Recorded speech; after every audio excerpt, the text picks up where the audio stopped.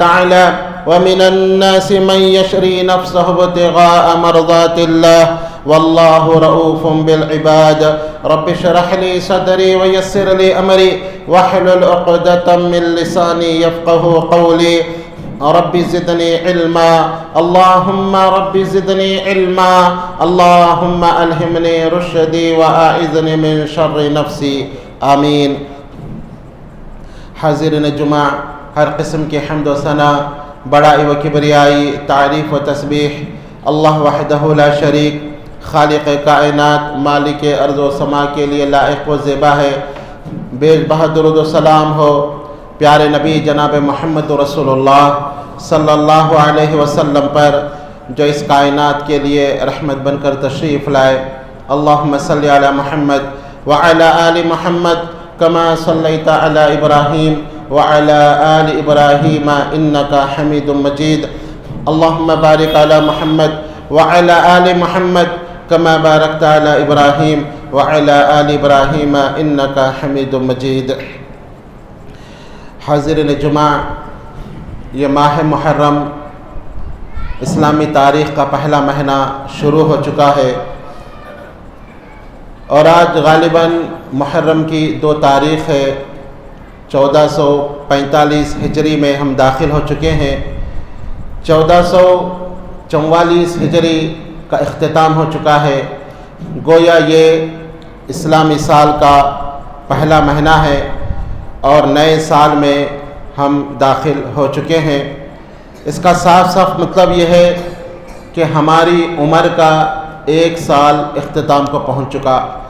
جتنی اللہ تعالیٰ نے مجھے اور آپ کو عمر دی تھی، وہ عمر میں 1 سال کی کمی ہو گئی ہے، اور باقی جتنی اللہ نے عمر لکھی ہے وہ باقی ہے.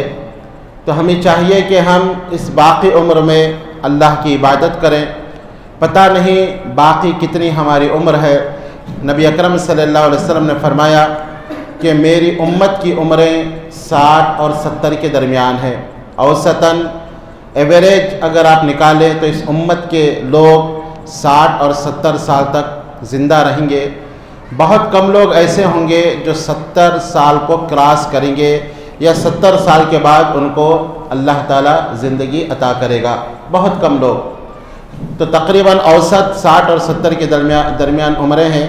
تو جتنی ہماری عمر ہو چکی ہے، آج اس سال ہماری عمر کا ختم ہو چکا ہے. تو ہمیں چاہیے کہ باقی جو اللہ نے زندگی دی ہے، اس زندگی کی فکر اور تیاری میں گزاریں، جو زندگی کبھی ختم نہیں ہوگی. یہاں کی زندگی تو چند لمحوں میں ختم ہو جائے گی، اور یہاں کی عیش و عشرت جو ہم گزارتے تھے وہ ہمارا معاملہ ختم ہو جائے گا، لیکن وہ زندگی ہمیشہ رہے گی. یہاں ہمارے پاس اگر 20-20 لاکھ کی گاڑیاں بھی ہوں گی، جب مر جائیں گے تو ہمارے جیب سے ہماری گاڑی کی چابی بھی نکال دی جائے گی، ہمارے ہاتھوں سے گھڑی بھی نکال دیا جائے گا، اور کوئی چیز، ہم کروڑوں کے مالک رہیں گے، کروڑوں کی پراپرٹی ہماری پھیلی ہوئی رہے گی بودھن روڈ پر، اور جو جگہ جگہ ہمارے وینچر رہیں گے.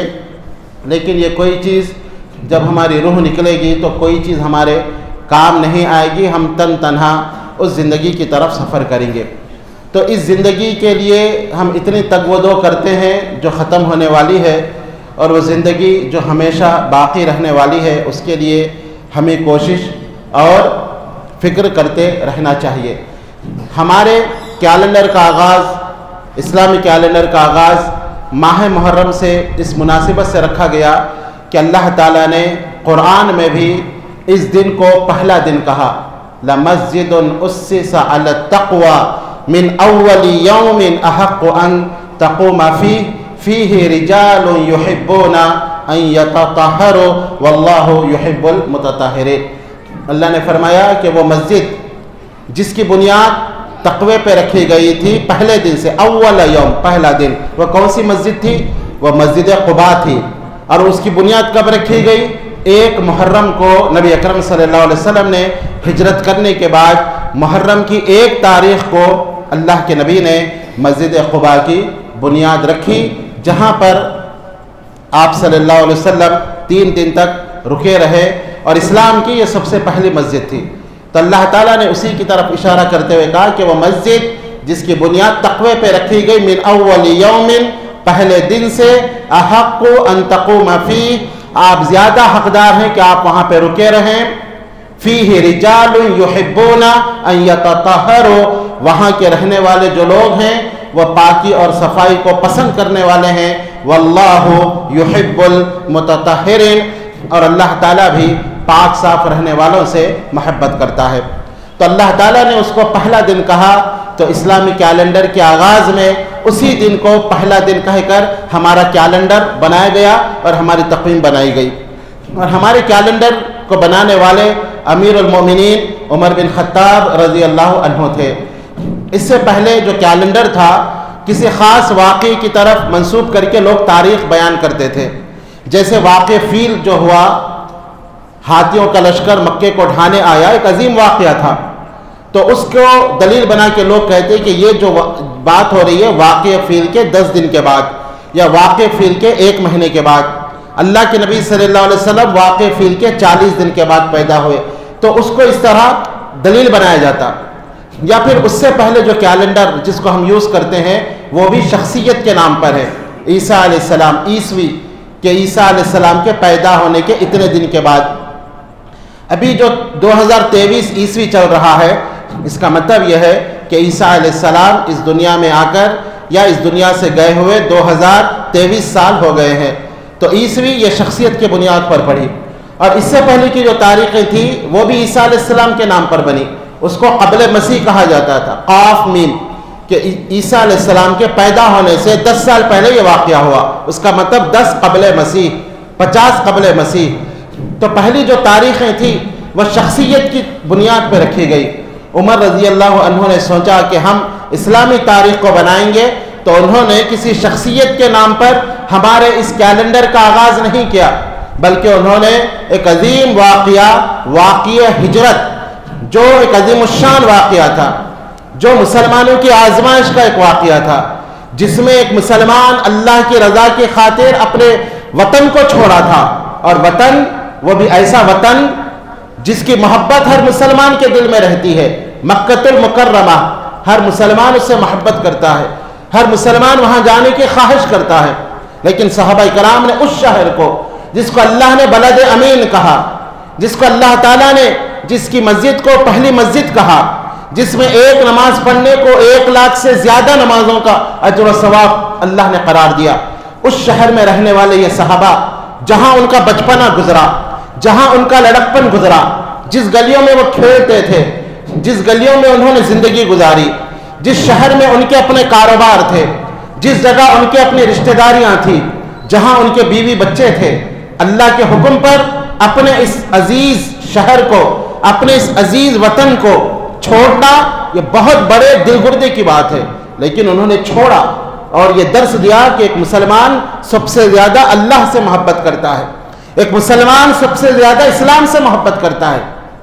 انہوں نے چھوڑا، اپنے شہر کو چھوڑا، اپنے بیوی بچوں کو چھوڑا، اپنے کاروبار کو چھوڑا، اپنے مال و دولت کو چھوڑا، اپنے خزانوں کو چھوڑا، اکیلے تن تنہا مدینے کی طرف چلے۔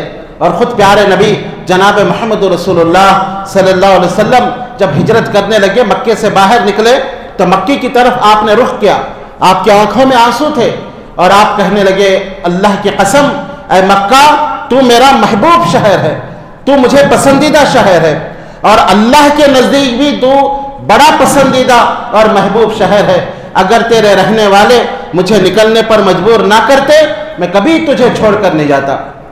ایک غم تھا، غموں کا پہاڑ دل کے اوپر تھا، بوجھ تھا، لیکن صحابہ کرام نے ثابت کیا کہ ہم سب سے زیادہ اللہ سے محبت کرتے ہیں، اللہ کے دین سے محبت کرتے ہیں، شریعت سے محبت کرتے ہیں۔ دین کو بچانے کے لیے وطن چھوڑنا پڑے یہ ہمیں منظور ہے، دین کی حفاظت کے لیے اولاد چھوڑنا پڑے یہ ہمیں منظور ہے، دین کی حفاظت کے لیے بیوی کو چھوڑنا پڑے یہ بھی ہمیں منظور ہے، کاروبار کو چھوڑنا پڑے کوئی بات نہیں، ہم اللہ کا دین ہمارے نزدیک عزیز ہے، ہم دین کے لیے سب کچھ قربان کر سکتے ہیں۔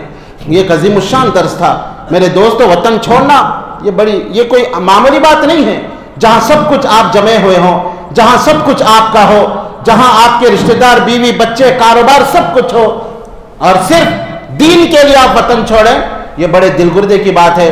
تو عمر رضی اللہ عنہ نے جب صحابہ سے مشورہ کیا اور اسلامی کیلنڈر کا آغاز کرنا چاہا تو ایک ایسے واقعے سے آغاز کیا جس کو ہجرت کا واقعہ کہا جاتا ہے، جس میں عظیم الشان قربانیاں ہیں، جس میں اسلام کی عظمت کو سجانے والے، اپنے سینوں پر اپنی پیشانی کا جھومر بنانے والے صحابہ کرام کی بے مثال قربانیاں بھری پڑی ہیں۔ تو اس دور کو، اس واقعے کو انہوں نے اسلامی کیلنڈر کا پہلا سال قرار دیا اور اسی سے اس کیلنڈر کا آغاز کیا۔ آج 1445 ہجری ہے، اس کا مطلب یہ ہے کہ آج سے 1445 سال پہلے وہ عظیم الشان واقعہ ہوا جو آج بھی زندہ ہے اور قیامت تک یہ واقعہ زندہ رہے گا، اس لیے کہ اللہ کی رضا کے لیے یہ واقعہ پیش آیا۔ نبی اکرم صلی اللہ علیہ وسلم صحابہ اکرام کو آپ نے حکم دیا کہ اللہ کی رضا کے لیے ہجرت کرے۔ صحابہ ہجرت کرنے لگے، کفار مکہ نے ان کے راستے روکے، ان کو جانے نہیں دیا۔ حضرت ابو سلمہ رضی اللہ عنہ اپنی بیوی ام سلمہ، بیٹے چھوٹے سے شیرخوار ابو سلمہ کو لے کر ہجرت کرنے نکلے، کفار مکہ نے روک دیا۔ ابو سلمہ کے رشتہ دار آ گئے، ام سلمہ کے رشتہ دار آ گئے، کہنے لگے ابو سلمہ تم جانا ہو تو شوق سے جاؤ، ہم نے تمہیں اس لیے اپنی بیٹی نہیں دی کہ تم جو ہے جگہ جگہ لے کے پھرو، ہم نے اس لیے دی تھی کہ تم اس شہر میں رہو گے، تم جاؤ ہم کو ہماری بیٹی دے دو۔ انہوں نے بیوی کو لیا، ام سلمہ کو لے کر چلے۔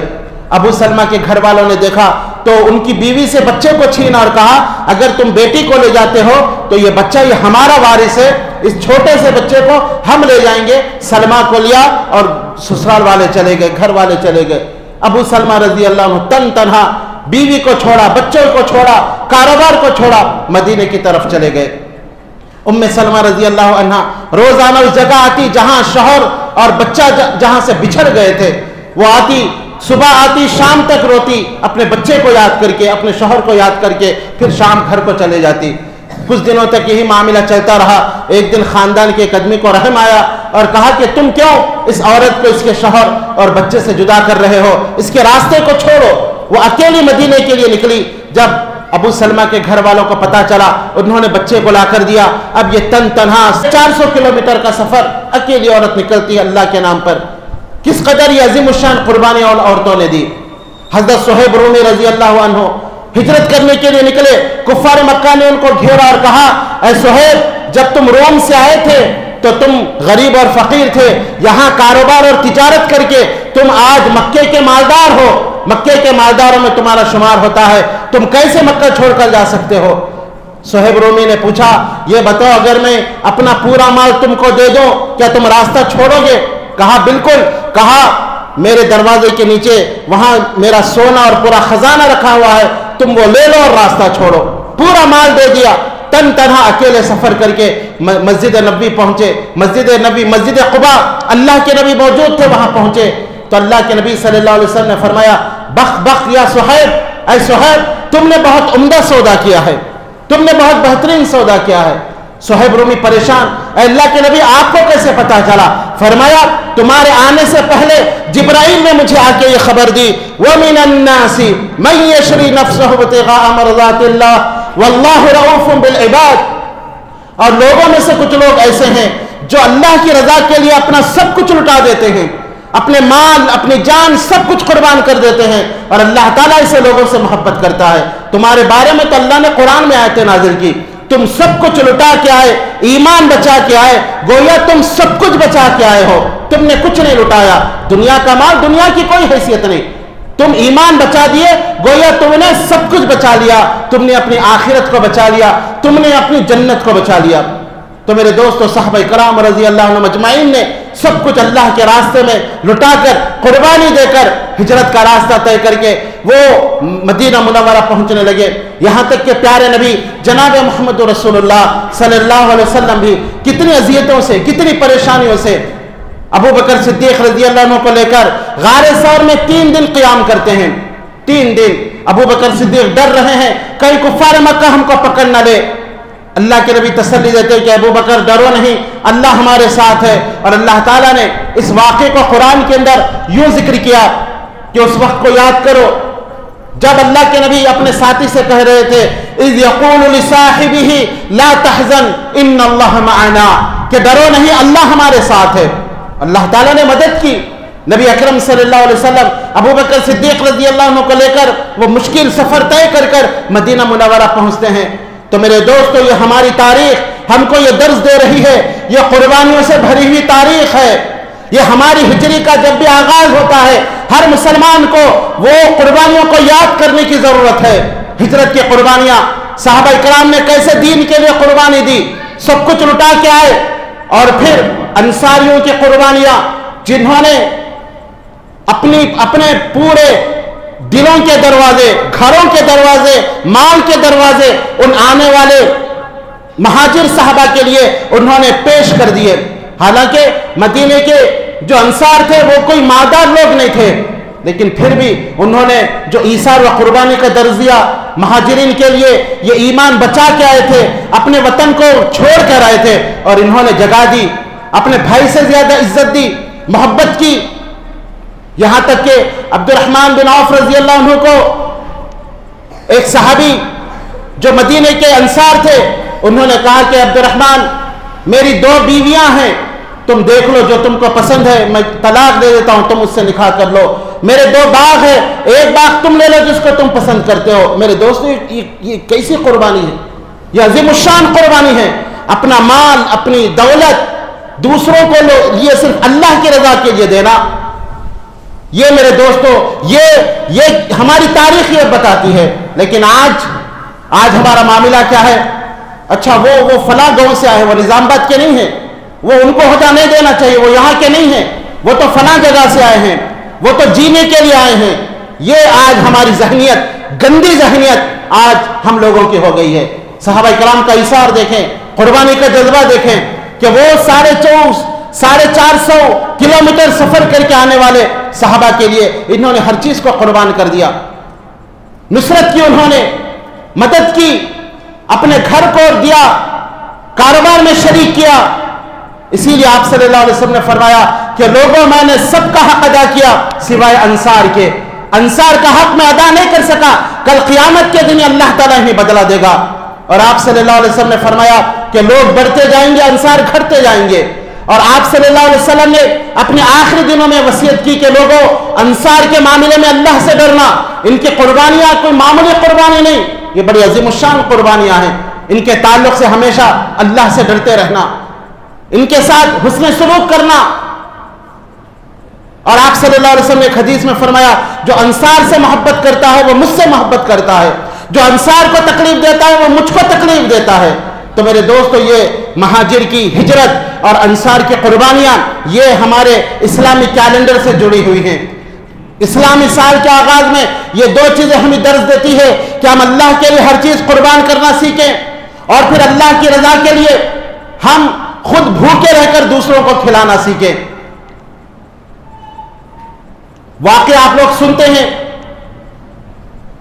کہ کھانے کو کھانا نہیں ہے۔ انس رضی اللہ عنہ، ابو طلحہ رضی اللہ عنہ کا واقعہ، ایک مہاجر آتے ہیں، کہتے ہیں اللہ کے نبی کون ہے جو اس کی مہمان نوازی کرے؟ حضرت ابو طلحہ جو انصاری صحابی ہے اپنے گھر لے کر جاتے ہیں، گھر میں کھانے کے لیے کچھ نہیں، بچوں کے لیے کچھ کھانا ہے۔ بیوی سے کہتی ہے کہ ایک مہاجر صحابی آئے ہیں، ہجرت کر کے آئے ہیں، اپنے دین کو بچا کے آئے ہیں، سب کچھ لٹا کے آئے ہیں، بھوکے کھانے کے لیے کچھ ہے۔ بیوی کہتی ہے بچوں کے لیے تھوڑا سا کھانا ہے، لیکن کہتی ہے کہ یہ عظیم الشان صحابی آئے، ہم بچوں کو بہلا پھسلا کے سلا دیں گے، تھوڑا سا کھانا ہے، میں مہمان کے سامنے رکھ دیتی ہوں، آپ ساتھ میں بیٹھ جائیے، کسی بہانے میں چراغ گل کر دیتی ہوں، آپ کھانے کی ایکٹنگ کریں، یہ صحابی کھا لے، اللہ راضی ہو جائے۔ اللہ اکبر، یہ کیسی قربانی ہے میرے دوستو؟ یہ کوئی قصہ کہانی نہیں، یہ حقیقی واقعہ ہے۔ آج ہم غور کریں، کیا یہی قربانی کا آج ہمارے پاس جذبہ ہے؟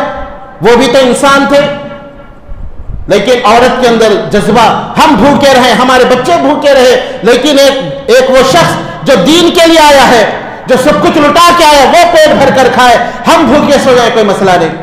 آج ہماری خواہش ہمارے بیوی اچھا کھائے، بچے اچھا کھائیں، پوری دنیا جدھر جائے ہمیں کوئی اس کی پرواہ نہیں، ہم اچھے رہیں، بیوی بچوں کو اچھا کھلائیں، لوگ جیسے بھی رہیں، ہم کو کوئی احساس نہیں۔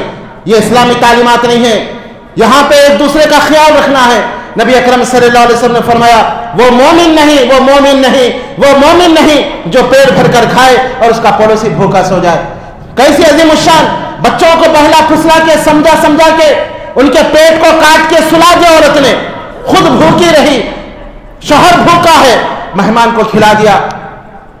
فجر میں پہنچے، اللہ کے نبی مسکرا رہے ہیں اور قرآن کی آیت نازل ہوئی کہ کچھ لوگ ایسے ہیں جو خود بھوکے رہ کر دوسروں کو اپنے آپ پر ترجیح دیتے ہیں، خود حاجت مند ہے، ضرورت مند ہے، خود کو کھانے کی ضرورت ہے، لیکن اپنی ضرورت کو چھوڑ کر وہ دوسروں کو اپنے آپ پر مقدم کرتے ہیں۔ ایسے بھی لوگ اس دنیا کے اندر موجود ہیں۔ اللہ تعالیٰ نے انصار کی تعریف کی ہے۔